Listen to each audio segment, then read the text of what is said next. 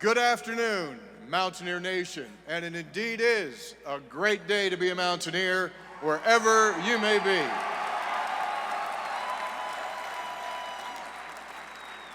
We are here this afternoon to formally bring back Rich Rodriguez as the 36th head coach of West Virginia University. It's back, and it's to the future for the Mountaineer football program. And today, Rich returns home. We'll hear from athletic, yes indeed. We were talking a few moments ago, and you look back and 17 years goes by really, really quickly. And you look back and you saw the highlights there, the memories that we all kind of cherish still to this very day. And the traditions that Rich started back in 2002, the playing of country roads after every Mountaineer victory. And the plan is, the plan is to hear a lot more of John Denver going forward. And so without any further ado, please welcome our Athletic Director, Vice President of West Virginia University, Mr. Ren Baker.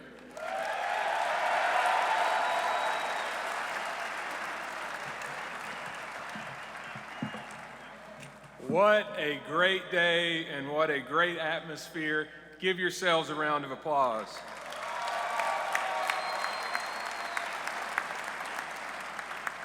There are a lot of people to welcome and thank, but I want to start by just saying thank you to Pat McAfee. Thank you so much. This has been an awesome infomercial for everything that is special about this program and about this state. I'd like to begin by thanking all of you for coming today for the introduction of our next head football coach. Our fans and supporters are the reason that WVU athletics has been successful, and they are the reason that we will thrive in the future. So thank you so much for coming out like this today.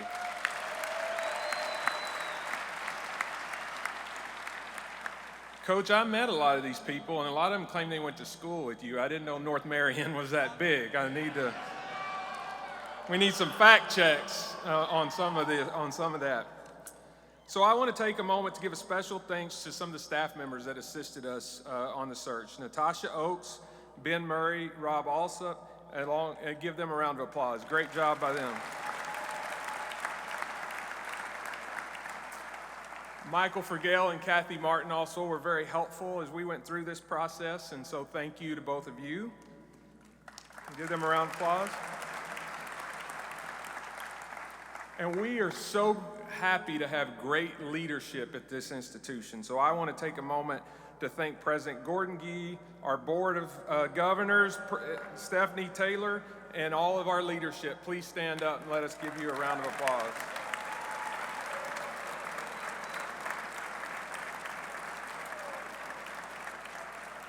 The alignment, vision, and leadership at WVU is a reason that we got through this search, and they were very helpful as we went through it. It is also an honor to welcome the Rodriguez family back home today.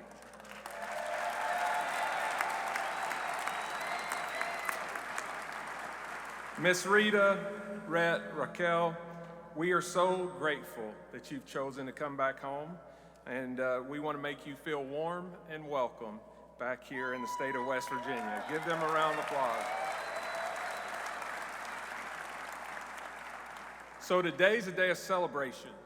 We celebrate our place as one of the top 15 winningest football programs of all time. And today, yes, give that a round of applause. Hell yeah. And today, one of our own is returning home. In a few minutes, you will hear from our new coach, but I'll take a minute or two on the search process. We had tremendous interest in this job from all over the country. Assisted by Parker Search, we vetted dozens of candidates, interviewed over 15, narrowed that down, and candidates wanted this job because of our history, our tradition, our resources, but time and time again, we heard it was because of you, the passionate fans of West Virginia.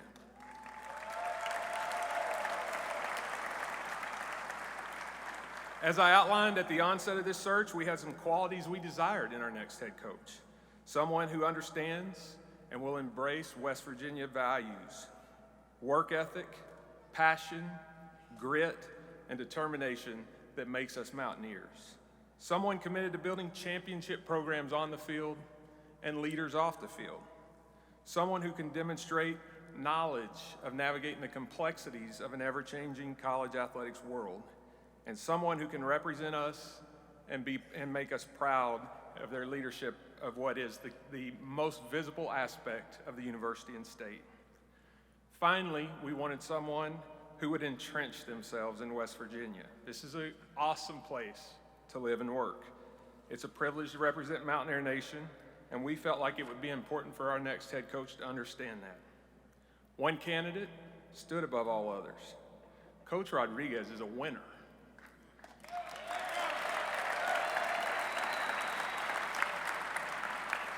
He has coached and won football at virtually every level of college football. He's an innovator and has been known for his creativity and adaptability of his schemes over the years. It was amazing as we interviewed other candidates, and I would always ask them, have you ever been to Morgantown? How many of them said, yeah, I was there about 20 years ago to learn something from Rich Rod about offense. I was like, you do read the newspapers, right? He's involved in this search. Not only has he won at a high level, but he won here. And West Virginia is a fit job. It's a great job, but not just everybody can come here and win. And we wanted somebody that we knew could win here.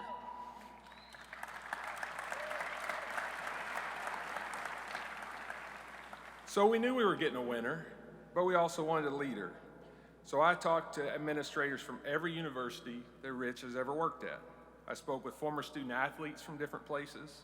I spoke with coaches who've coached with, for, and against him. And every one of them spoke highly of his competitiveness and his desire to bring out the best in everyone in his program. His relentless desire to chase perfection has been a key ingredient to him winning games and building championship programs.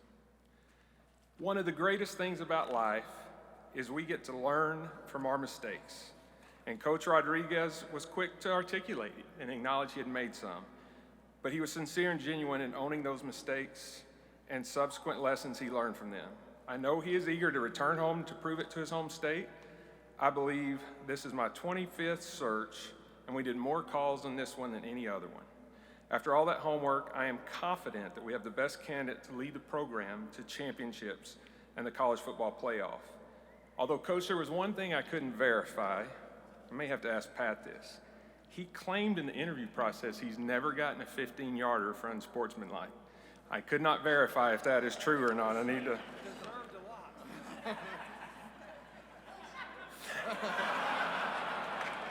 I believe Pat had something to say about that. I also learned he's a loving husband and father during our process and a shameless dog dad to 2 Pomeranians, who I'm suspicious do not have a hard edge. We got people cheering for the dogs here, Coach.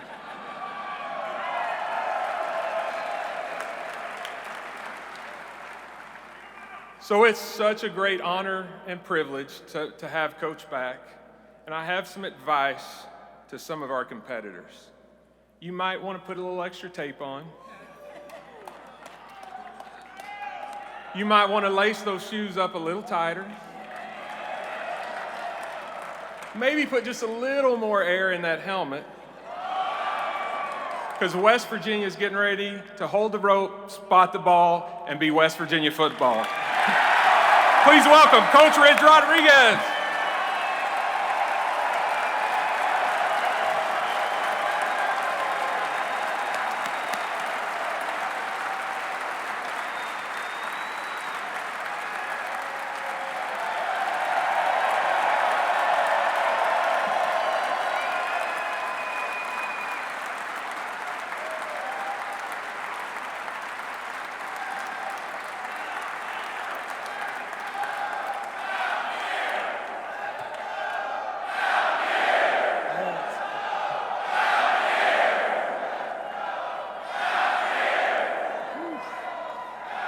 Oh, man. Wow. Phew. Got me jacked up right there. Gosh, it's great. You know, this is really surreal. It is great to be home. Should never left, you know. But I am very, very appreciative of the opportunity to come back home to be your head football coach at West Virginia University. Big thanks to Ren Baker. He did a thorough search, interviewed 1,000 candidates, Zoom called 100,000 candidates, and finally, he's a smart guy, you know, really smart. President Gee and the board, I really appreciate it. I know there is a lot of people that want this job because it's a great job, and I've been in the shoes before, and so is my friend sitting in front of me, who I want to introduce, and you guys know, a Hall of Fame football coach, and my coach, Mr. Don Nealon, right here.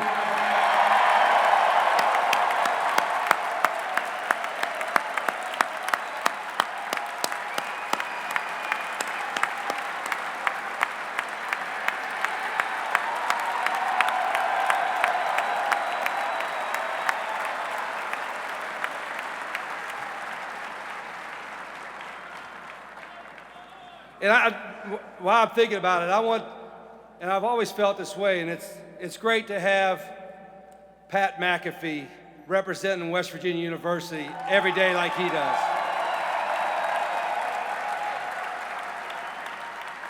But and Pat and I want every player that ever played for any coach here at West Virginia, from Coach Bowden to Coach Signetti to Coach Nealon to myself, to Coach Holgerson, to Coach Brown, to Coach Stewart.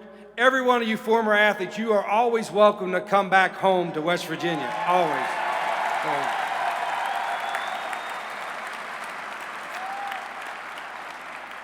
I try not to get too emotional. I have so many friends, and I didn't realize North Marion had that many students either.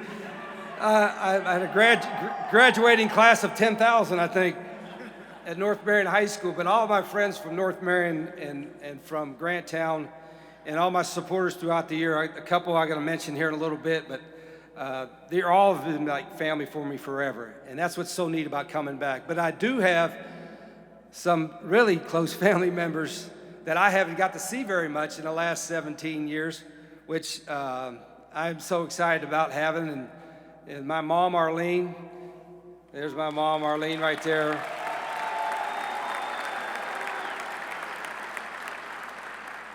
My brothers, Steve and Kenny, are up here in the second row. My mother-in-law, Barbara, my sister-in-law, Dorinda. And then I even got cousins here that I haven't seen in a long time. And it really means a lot to me. And so many people that are here that were there when I was back and made that mistake of leaving 17 years ago that are still here working. It tells me they still love this place as I do. And it'll always be home, but let me take a second.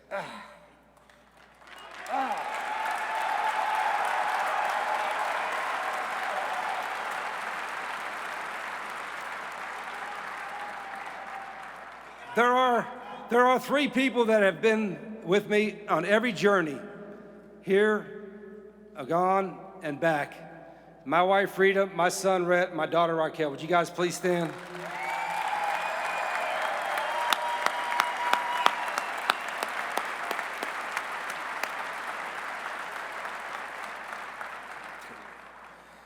Oh, boy.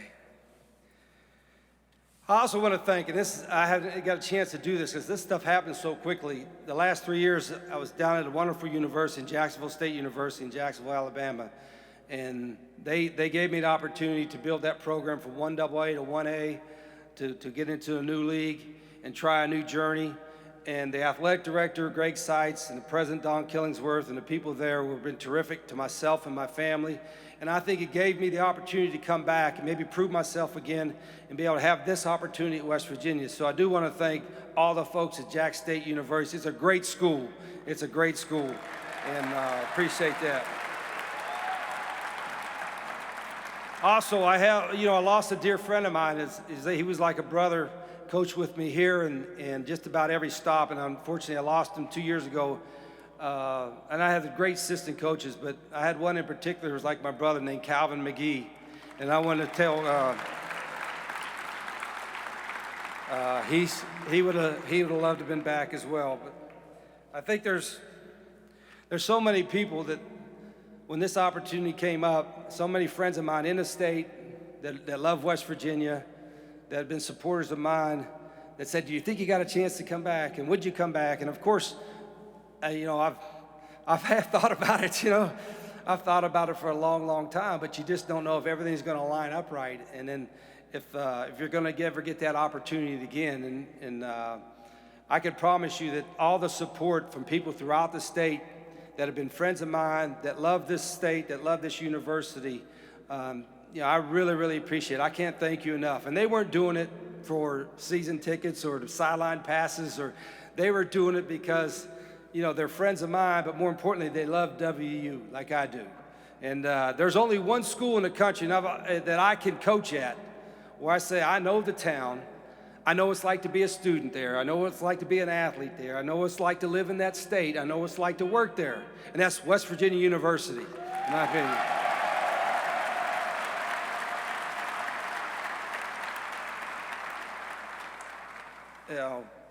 And I have grown and learned and gotten better. I know everybody says you learn from your mistakes and you try to grow and learn, and I've tried to do that not just from 17 years ago, but from 27 years ago to 7 years ago to 7 days ago to 7 minutes ago. When that Pitt fan yahooed up right there, and my younger days would want to jump off this podium and talk to him in person. I'd have seen if he had a real hard edge, you know what I'm talking about, if he had a fake hard edge or real hard edge. But my older, mature self would say, gosh, I'm blessed to have all you folks here. So I'll let you all take care of it, But I've tried to, throughout my career, and in particular, in the 17th year since I made the mistake of leaving, is how can I make myself better? How can I, not only as a coach, but as a person, what can I learn, whether I be able to come back home or not, wherever I'm at, where can I learn and grow and be the best version of myself and be able to help people like Pat McAfee, like all his teammates and the people that I coached before, be the best version of themselves. And I had to do it by learning from mistakes, but I also did it because, as I told our players, if you just stay where you're at, you're just always going to be where you're at. If you have a little bit of edge to you and you are mentally tough physically and mentally and you work really hard, you're going to have success. So when Pat McAfee has the success that he has, it fills my heart because maybe just a couple of these long lectures that Coach Rod gave him back in the early 2000s took hold a little bit. And then he did the work and did what he does. So this is amazing. Thank you, Pat.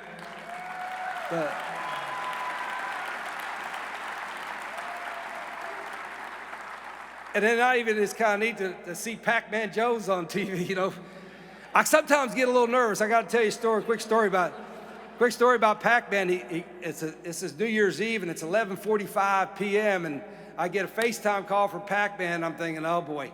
And then he's on there. He said, Coach, I'm at South Beach in Miami. Oh, boy, 11:45. And then he said, no, let me see you my family here. He's introduced his wife, his kids, and little Chris Henry Jr. And I said, Pac, at 11:45, you're with your family in a hotel room celebrating by yourself. Man, have you grown, man. I'm so proud of him.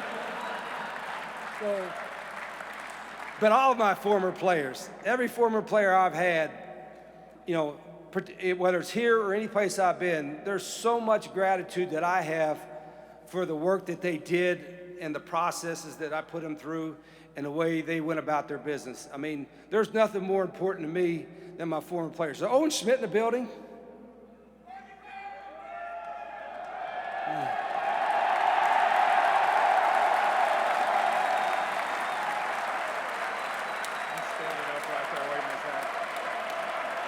Owen Schmidt, ladies and gentlemen. Yeah. The prime example, right? Walked by my office. I'll tell you a quick story because I like to ramble on, but I like to brag about my players.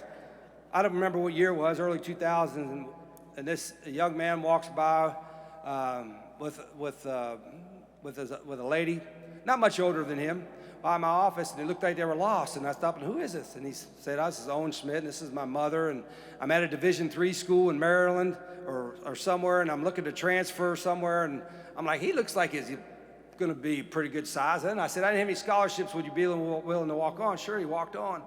And so he had to earn a scholarship. But I remember before he earned a scholarship, the strength coach came running up to me in my office and said, "Owen Schmidt is down there power cleaning. You got to come down and watch him in the weight room." I said, "Okay, I'll come down there." And he had like 300 pounds, was doing a set of like 10. And then on the 11th set, he put it over his head. I said, "Damn, that's pretty good." I said, I think we got a spot for you, Owen. Now, he cost us a lot of money because he broke about 15 face masks, but that's okay. We'll take that. But Owen Schmidt and all those players that I coached here all had one thing in common. They had great passion for their teammates. They had great passion for football, but they had great passion for West Virginia University. And that's not like that everywhere. Our players will play harder than anybody in the country.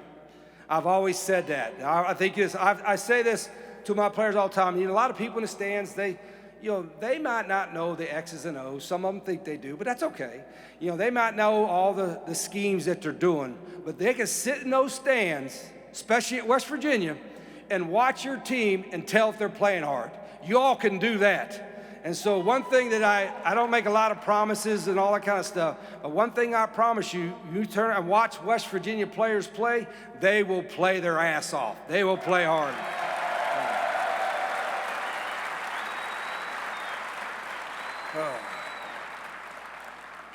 So I know I ramble on. Tony's going to give some questions, and we'll have something in the media. But I do want to. All right, let me catch my breath here.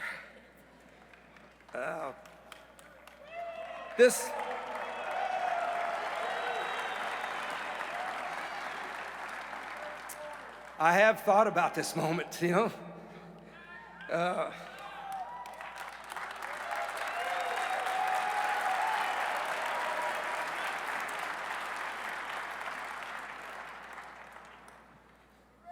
I get to coach at the greatest university in this country.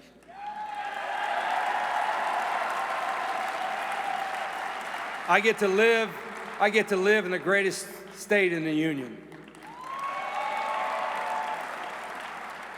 And more importantly, I get to be around the greatest people that you could be around. Thank you very much. Let's go Mountaineers.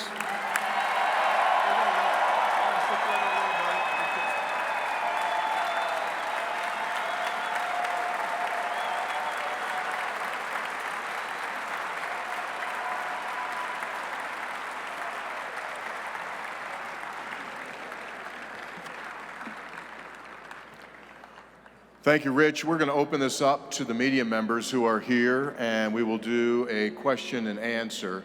We've got Charles and we've got Richard with us here with the microphones. And so our press members, if you would, please raise your hand, identify yourself, and to whom you are asking the question. Go right ahead. So, Rich, let's start with the emotions when Ren called you, offered it to you. Can you explain what that was like and how long did it take you to say yes? Well, I think I said yes before he completed his sentence. I think Ren was very thorough, and I've been fortunate to be through a few of these processes before, and there's always a time frame to go with it, but everybody was really professional. It was no, lead you one way and go another way. Asked all the questions, even the hard questions, and the last 24 hours. When you get interviewed, you're thinking, okay, now I'm a finalist. And I'm thinking to myself, well, Ms. Rita and I were like, let's not get our hopes up too high because we don't want to be devastated. So probably the last 7 or 8 hours, he tortured us, till there finally was a call and said, "You ready to come back home?" And the answer was, before he finished the sentence, "Are you kidding me?" I might have said a bad word in between there, but yeah, very nice. Anyone else? Luke Blaine, Daily Athenaeum. So, Coach, obviously, you experienced today an unruly fan, and there are fans out there who might still carry some hard feelings about the end of the 07 season. So do you have a message to fans who are a bit apprehensive about your return to Morgantown? Sure, and I understand there's fans upset, and at least they care, right? But sometimes, that not everything is as you think it is, but I made a mistake. And my promise to not just the folks that are upset, but to everybody here and everybody that's been very, very supportive, all right, I will earn your support. We will earn your support and your trust back. And I'm committed to that, and I've thought about that even before this opportunity. I wanted to be able, this is my home, and it's such a great state that I want to be able to come back. And well, I'll prove to them that the man to my right made the right decision.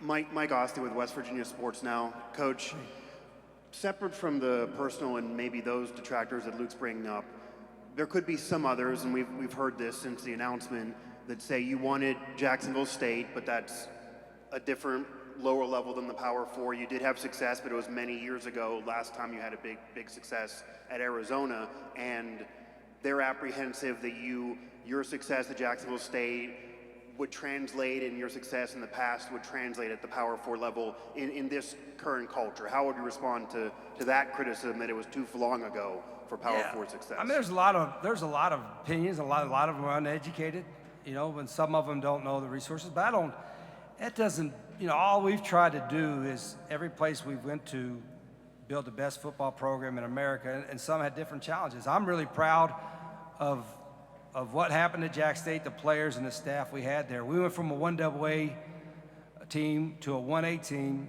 and nobody's ever done it, and went to 2 straight bowls and won a conference championship in their second year, and played some pretty good football, against some teams. There's a lot of Power Four teams that wouldn't want to play Jack State right now, I can tell you that. But with that being said, as I mentioned earlier, if I was the same coach now that I was in 2007, then I didn't follow my own guidelines for my players and my staff about getting better every day.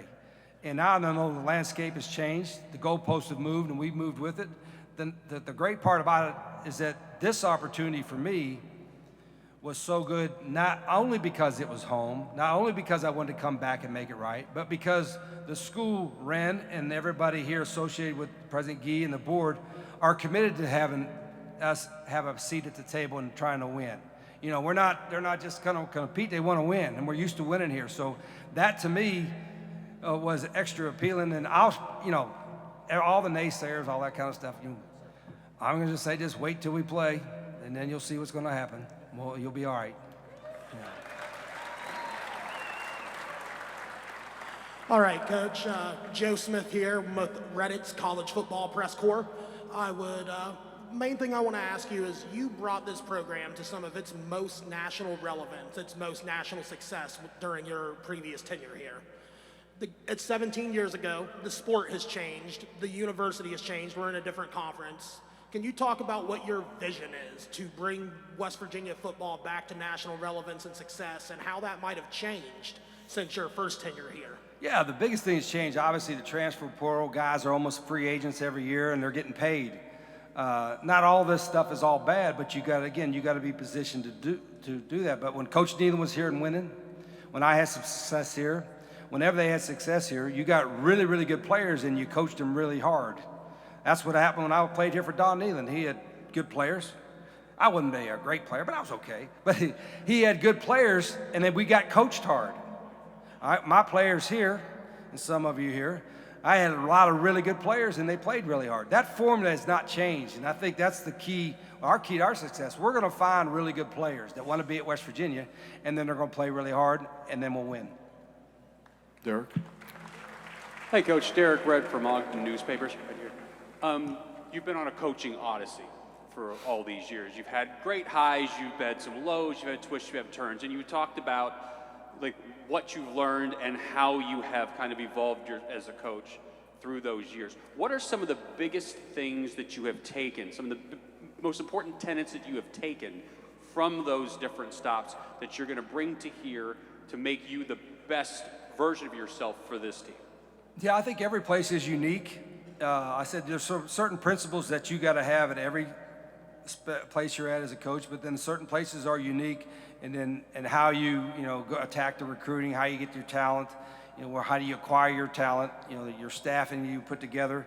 But I think the biggest thing is that And I know there's a lot of, I say older coaches like myself, maybe you want to call me an older coach, I feel young. I feel good. By the way, I don't know if you all know, we're talking about contract length or nothing like that. Dave, we hadn't put that out yet. But Okay. You can answer. No, I'm just saying, I got a 5-year contract, but I would have signed a lifetime contract, but then if I lost you, it'd have killed me. So, I mean. He did offer that up. Yeah, I That's did a offer that legitimate up. thing. And then there's a lot of guns in the state of West Virginia, too, you know what I mean? But I forgot your damn question. What was you asking? What are the tenets that you've taken through those travels? The and through tenets this up I've and down? taken, pretty simple. You get really good players and coach them really hard and help them get better, you're going to win. It hadn't changed. The format is the same for Don Nealon. It's the same for Rich Rodriguez. Keenan. Go ahead. Is that Avon Coburn in the front row? Avon Coburn right here in the front row. Keenan Cummings with WVSports.com. Rich, you mentioned good players. What is your plan for recruiting here? How is it different, if it will be different from last time? And how do you balance, high school traditional recruiting and the transfer portal now? Yeah, the difference in recruiting now is like we're recruiting right now because we're in the transfer portal. Typically, December was a quieter time. The first couple weeks in January is a quieter time. Then you hope you signed everybody in February. Now you got guys in the portal for another week and a half or so, and you got to try to retain guys. I don't want to lose any really good players going in the portal. So that's the first priority. The second priority is we better try to find some guys that we need out of the portal. So we got to evaluate our current players and how good they are. And then we got to be completely honest with our guys, not just now, but certainly in the spring, where they stand. Because I don't want to have a guy and tell him, well, you're going to be a starter, but he's going to be a third-team guy. He probably needs to go somewhere else. So the revolving door, so to speak, from a transfer portal situation, I like to see it slow down a little bit. But unfortunately, that's the landscape that we're in. And so you have to constantly evaluate every day about building not just your program, but building your team. Go right ahead. Tanner Mounds, Blue Gold Sports. Obviously, you had a lot of success here at West Virginia earlier when they were in the Big East, now in the Big 12. What are the differences that you see in the two conferences, and what could be some challenges that you see?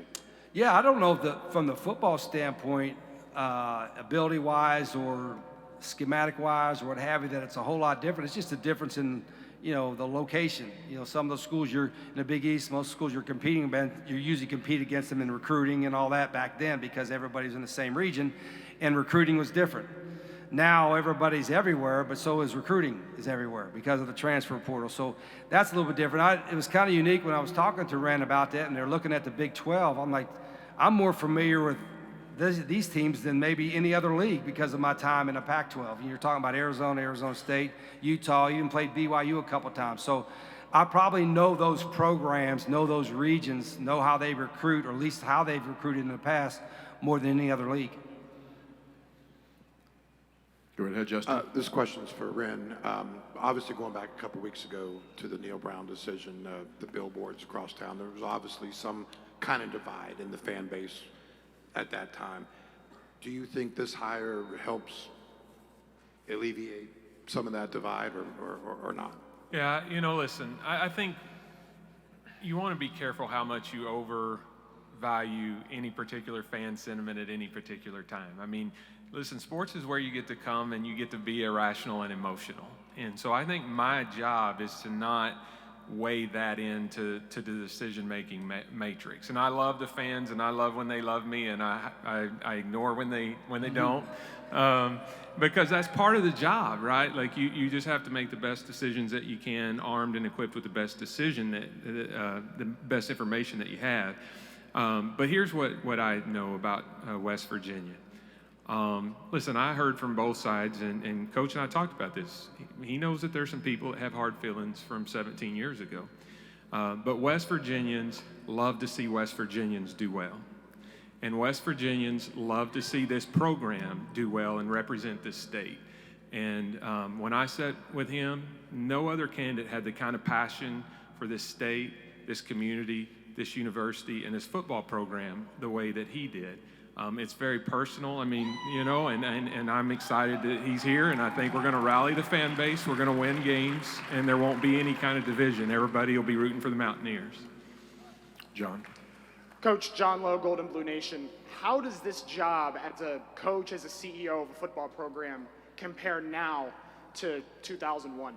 Yeah, I think that's a great question. I think it's and because of the changing landscape of college football, college athletics in particular, with the NIL transfer portal, there's so many different things that a coach has to be, a head coach in particular has to be involved in. You know, you've always been involved in as a head coach and help raising money, but before you were raising money for scholarships or you're raising money for facilities, and now you're trying to help raise money to pay players. Yes, there's only a few schools down south that used to do that. You know what I mean?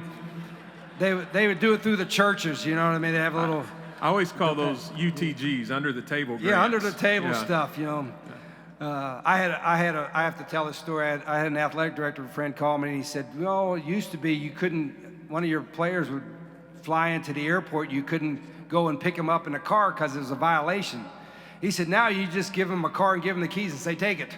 So things have changed a little bit, but I think in answer to your question, there's a lot more a head coach has to do outside typically X's and O's and developing players, so to speak. So you better have a great staff. And I'm still involved in the football part of it because I love it. I still call plays. But I'm going to put together a great staff. And fortunately, we have the means to put together a great staff that can take some of that burden off of me in all these aspects. Quick follow-up, how does the state of the program compare? Where we're at right now? To 2001, yes. Oh, I think the kids are. I think kids nowadays are probably bigger and faster and smarter. Somebody asked me the other question. I said, well, 20 or 30 years ago, or when I played for Coach Nealon 40 years ago, you know, coaches tell you run through the wall, you'll run through the wall. Now you tell them run through the wall, but you got to tell them why. And if you don't give them the right answer, they'll pull their phone out and say, that's not what it says on Google. I don't know about that. So they're smarter. I don't know if they're as tough mentally. And that's the challenge. That's what we try to do as coaches, make them a little bit tougher mentally. But the kids are more talented and smarter now. Back on the camera deck. Go ahead, sir. Coach, John Fredericks, West Virginia Media, and WZST, your flagship. A lot of veteran coaches around your level of maturity have really chafed at the new rules. NIL, open portals, it drove Nick Saban, who we heard earlier, out of the business, and others. How do you see yourself navigating your way through the new way we do recruiting and paying players? Yeah, that's another point about, you know, I guess when I was here, I was a younger coach. Now I'm an older coach, but you do have to learn and adapt. And you could get frustrated, and that's okay to be frustrated, but what overrides, I think, for me personally, is that everything revolves around winning, you know, maybe over the top so much, you know, every decision we're gonna make that's gonna help us win.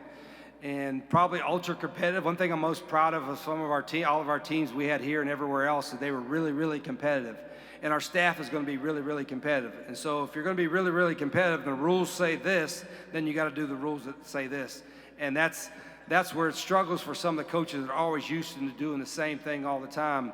You got to be willing to adapt in this day and age, and we're doing that. Yeah, I just would add real quick, as we went through this process, coaches like Coach Rodriguez, I would argue, are better equipped in some ways to navigate the portal because they're having to deal with all this without the financial resources to just retain people financially. So if you're at a group of 5 school, your roster's really getting picked over and really getting depleted, and there's really people doing tampering. So in terms of trying to replenish talent, in terms of trying to keep talent without just being able to fork over more money, I would argue better prepared in some ways for managing the portal. Staying on the camera deck with Kevin. Hey, Coach, Kevin Kidner. Thank you. And those of us that have been around as long as you are pretty familiar with your offense, the things that you do defensively. You've worked with different schemes, had different things in your different stops since here. Any thought yet on what that might look like here, or does that depend on your coaching staff? Yeah, it depends on the coordinator I hire. I have a couple that I've talked to. I have a couple in mind, and they're different. They're not the same. And everybody runs a little bit of everything now defensively, whether it's an odd stack or an even front. And everybody kind of has certain personnel packages they use on defense. But I'm going to pick the D coordinator first. I'll have a really good one because I have enough resources to hire a really, really good one. And then from there, I'll build out the defensive staff. And there's not one particular scheme that I want other than I want us to be really, really aggressive. And I want to force the issue, so to speak, on the other team. Here in the front row. Coach Kevin Redford, Golden Blue Nation down here. Okay. In regards to the House settlement revenue share payouts, how hands-on do you see yourself being with that? And did you have to pitch a plan in your interview? No, I think I do. I think one of my strengths, and maybe it was because I started off at a small school in Glenville, West Virginia, and I had Mr. Ike Morris there that was the supporter, and I learned from Mike. How about a shout out for Ike Morris? I had two friends, Ike Morris and Paul Astorg. Paul Astorg, who's like a brother to me as well. I've known him for 30-some years, and you learned how to, when you're raising money, you're developing friendship, not just, hope you're getting a check from or something like that. And I've had some experience doing it from a long, long time ago, and I'm comfortable doing it, and we have to do it. I mean, I hope we have enough revenue, for season ticket sales. Everybody here is going to buy a season ticket, right? So we're going to get all your friends to buy season tickets, sell the place out, and then we have more projects that I told Ren I'm more than happy to help raise. They might as well buy season tickets, because by the time we get to 9/13, those single game seats for the backyard brawl will be costing more than the season ticket would have cost exactly you. Right. So go ahead and get your season tickets and save you some money. Whatever the record is, maybe one of y'all know, Anthony, how you doing? Whatever the record is for season tickets, let's bust that record up right this spring. Let's bust it up. You want to get it while you can, right? Mike. Mike Osti again with West Virginia Sports Now, and this actually could be for either one of you. There was a lot of talk last year, even year before, about schedule making, scheduling. Ren, you've been open that you feel the strength of schedule is a direct result in teams' records, especially in the Big 12. There's been some tinkering. Next year, you're going to have an FCS to start, where that wasn't the case for many years under Coach Brown. What is your opinion, Coach Rodriguez, on how the out-of-conference schedule should work with only 3 possible out-of-conference games and a desire, obviously, to probably want to play the brawl? And then Ren, how do you see that going forward? Because right now, in 2026, you would have 11 Power Fours if it currently stays the way it is, and you said you didn't want to proceed that way in the future. So I think Coach and I are aligned here, but I'll let him answer. We talked a little scheduling yesterday, and in the process, in a perfect world, that's exactly what our schedule would be. We would have an FCS, we would have a Group of 5 school, we would have a Power 4 non-conference game, and preferably we would like for that to be Pitt. The backyard brawl is a special game, and we would like for that to be them. But when it's not them, we would like for it to be another regional Power Conference rival. We added that game with Virginia as neutral site, but the reality is going and playing East Carolina and Greenville and playing Virginia neutral site, those are probably toss-ups in terms of degree of difficulty, and one of those we're paying to go to Greenville, North Carolina, and the other one we're getting a couple $1 million payday, and when you're talking about rev share, we thought that was the best decision. But yeah, going forward, that would be our scheduling model. Could a financial situation change that at some point? Yeah, but I think I've said this before. You don't have to guess. Everybody has an opinion. The data and the facts are that if you overschedule in the non-conference, especially when you're trying to bring a program back like we are, it's counterproductive. And so, I know everybody wants us to play a top 5 team every week.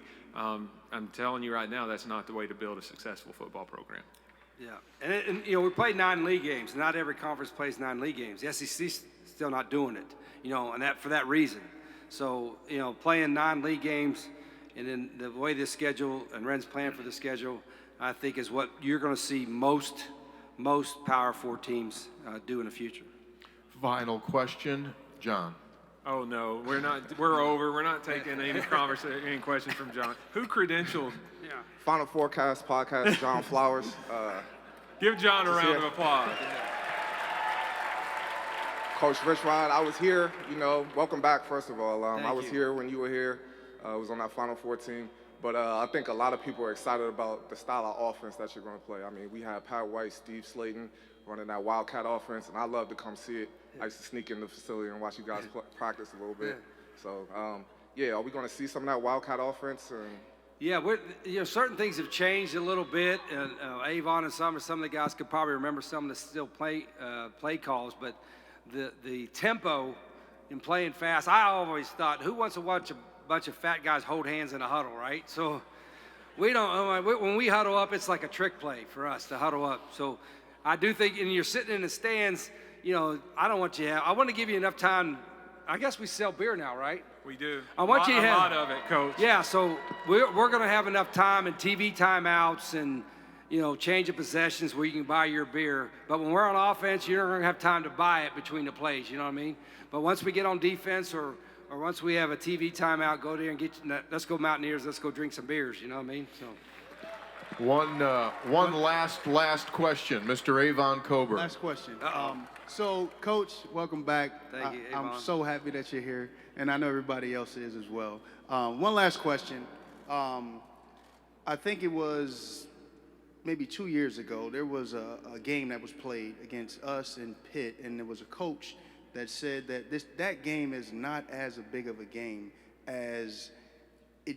Let's not make too big of a deal out of this game. How important is that Pitt game to you? And I mean, to the city, how important would that be for you? It can't make it big enough. It's the biggest that we play every year.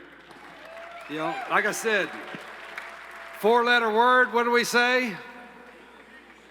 What? What? Oh, okay. That's my sentiments exactly, Avon. Thank you. And on that note, ladies and gentlemen, we are concluded. Thank you, Mountaineer Nation, for turning out. Rich Rodriguez, Ren Baker, we'll see you down the road. Thanks for being with us, everyone.